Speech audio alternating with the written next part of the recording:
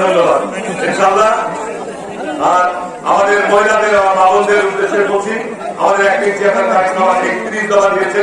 পাশাপাশি আমাদের আমাদের নিম্নয়ের মানুষের কষ্ট, আমরা ফ্যামিলি কার্ড প্রত্যেকটি পরিবারকে আমরা ফ্যামিলি কার্ড করে দেবো ইনশাআল্লাহ, যার মাধ্যমে আমাদের পরিবারগুলো রাষ্ট্রমূল্যের চাল, ডাল, চিনি, তেল সমস্ত কিছু তারা বছরে ক্রয় করতে হবে।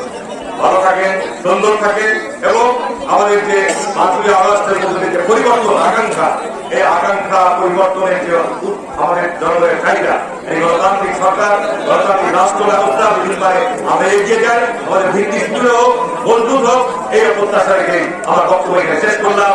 সবাইকে ধন্যবাদ। আসসালামু আলাইকুম ওয়া রাহমাতুল্লাহ। বাংলাদেশ জিন্দাবাদ, জাতীয় জিন্দাবাদ এবং সরকার জিন্দাবাদ, তারেক রহমান জিন্দাবাদ।